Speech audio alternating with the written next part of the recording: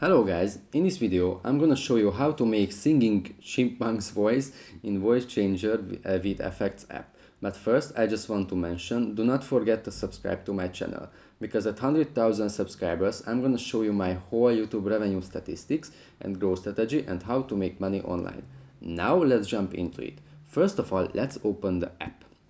As we can see, here we have a lot of options, but first we need to record something. For record an audio file, let's press the microphone icon on the top center.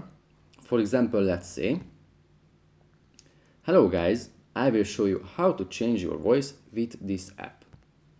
Now we could choose from ton of different effects. For the singing chipmunks effect, we have to scroll down a little bit and tap on the play button next to the singing chipmunks text.